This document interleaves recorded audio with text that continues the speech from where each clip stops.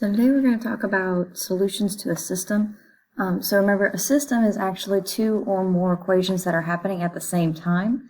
A solution to a system is actually an ordered pair, which we could also call just a point, which makes both equations true. So if I put in like an x and a y value, it makes both the equations true.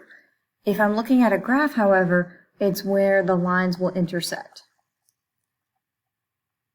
Right, so in this first example, we've got a solution of 2, 3, meaning x is 2 and y is 3. And there's actually a way we can prove that this is a solution. So if I take each equation in my system, here's my top equation, here's my bottom equation, and I substitute in these values. So I put in 2 for x and 3 for y.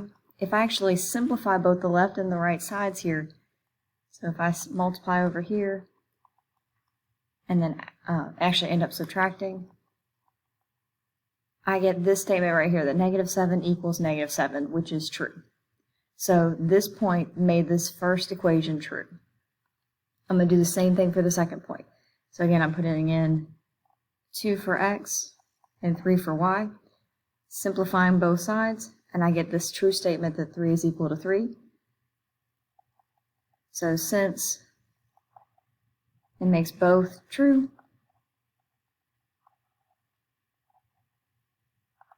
it is a solution. And it is important that it is both, okay? If it works in one but not the other, then it is not a solution. And so let's look at the next one. So even though the letters are different in this one, we use C and D, the idea is still the same. So I'm going to take my two equations and I'm going to substitute in -1 for C and +4 in for D. And I'm going to simplify the left side, simplify the right side if I need to.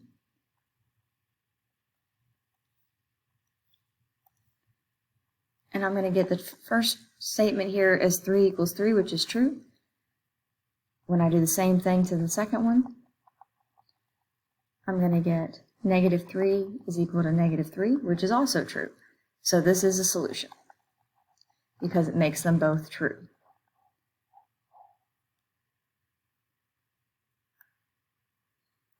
Let's look at the next one. So on this one, we're given a point. So again, this is an x and a y value. We're going to take our two equations.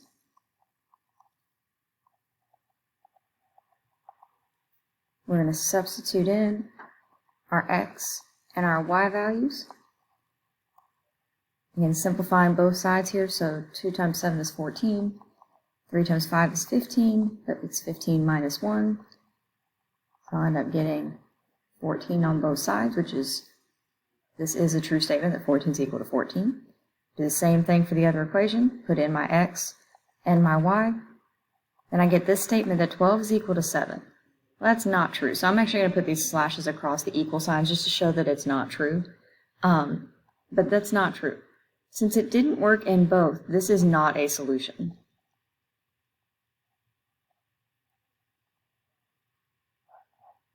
Right? Remember, it has to work in both. Now, let's just say that I was working on this problem and I started with this equation first and I saw that it was not true. I don't even need to try the other one. If I already know it doesn't work in one, it doesn't matter if it works in the other one. Right? So that's just a quick time-saving tip. So if it doesn't work in the first equation, there's no reason to check the second equation because it's not going to work. All right, so after just being able to tell if something is a solution or not, we're going to talk about the types of solutions. You have 3 options of what can happen. You can have one solution, okay, where there's one point that makes them both true. In this case, the one point is 4, -1. If I look at this as a graph, it means I've got 2 lines that only hit at one place. Okay. You can also have no solution, since the solution is where the 2 lines hit. In this case, these 2 lines are never going to hit, so there is no solution. They're never going to intersect. Now, the reason they don't intersect is because they actually have the same slope, but a different y-intercept. Basically, they're starting in a different place, but they have the same rise and run. Right? So they're actually at the same angle. So they're never actually going to hit. Right? So then the last one here is a little strange, and I'm actually going to draw another line on here so you can see it better. So basically, in this one, it's like you have a line on top of a line. So I kind of drew the top one a little bit shorter so you can see it better. All right. Now you notice how they're exactly on top of each other. Okay. The equations are actually the same, meaning they have the same slope and the same y-intercept. And that means that every point that's on one line is automatically on the other line, meaning if it's a solution for one, it's a solution for both. So we call this infinite solutions because technically these lines keep going forever. So if I extended the line a little bit further, there's another solution. If I extended it further, there's another one, and so on. So this has infinite solutions because the lines touch everywhere. Right? Now there's actually a way for us to figure out what kind of solutions we have without a graph. We're going to look at that down here.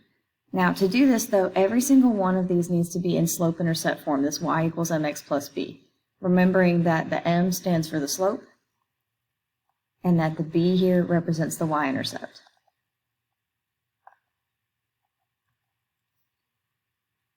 So if it's already in slope-intercept form, we can identify our slope and our y-intercept. If it is not, we need to get it into slope-intercept form in order to actually figure out how many solutions it's going to have. I'll zoom out slightly. So if I look at the first equation right here, so the first equation has a slope of -2 right here in front of the x, and has a y-intercept of -2 behind the x. But this bottom equation here does not have it written properly, so it's not written in the slope-intercept form. So I'm going to need to rearrange it. And this is from my bottom equation here. So I'm going to actually need to move this 6x away from the left side here, because what I want is only the y to be on the left side. So since it's a positive 6x, I'm going to end up subtracting it. If it had been negative, I would have added it. So I'm going to do the opposite of whatever sign it is. Now the thing is, 6 and this -6x cannot be combined because they are not like terms.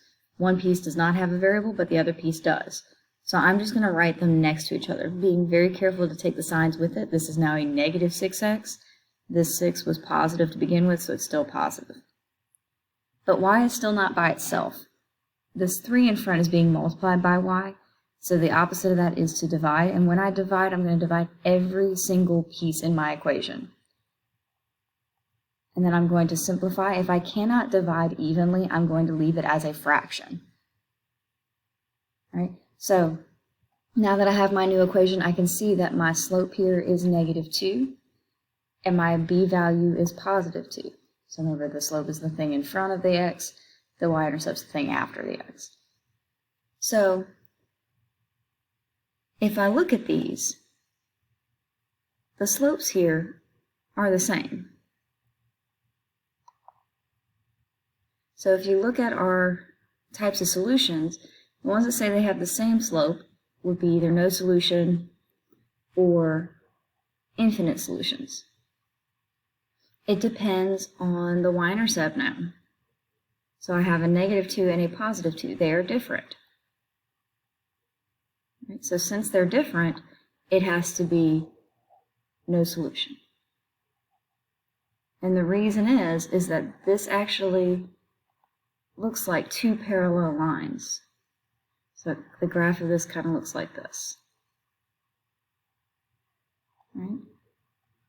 So because they have the same slope but a different y-intercept tells me it's going to be parallel, and therefore there's no solution. We're going to do the same thing on this one. So my slope on this one is -1/2. My y-intercept is -1. I'm going to have to rearrange the bottom equation here. So I need to get the x away from the y. It's a -1x, so I'm going to end up adding 1x on both sides. I'll get 4y equals 1x minus 16. And just like before, I'm going to have to divide by the number in front of y and simplify.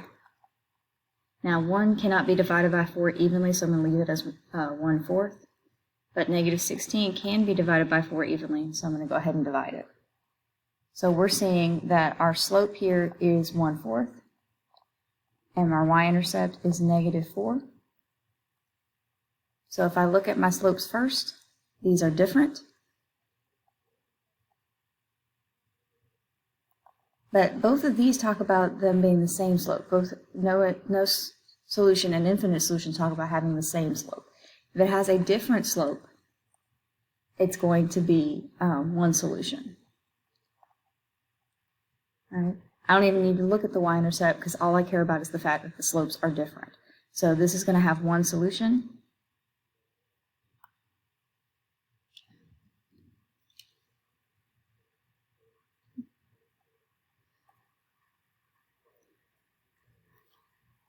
So it has one solution, which means it's going to look like two lines that intersect at one point. So it's going to look something like this if I were to graph it. All right, and our last one, it looks like we have a slope of 3/2 and a y-intercept of 4 on the first equation. I'm going to have to rearrange the bottom equation. So I need to move the x first by doing the inverse. Remember, these do not combine, they just sit next to each other. And then I need to get the 2 away from the y, so I'm going to divide every piece by 2. Remember, if it does not divide evenly, I'm going to leave it as a fraction. And so I get this equation right here. Our slope is 3/2, and our y-intercept is 4.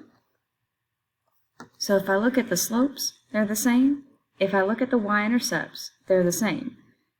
So since they're both the same, we're looking at infinite solutions right here because they're actually the same equations.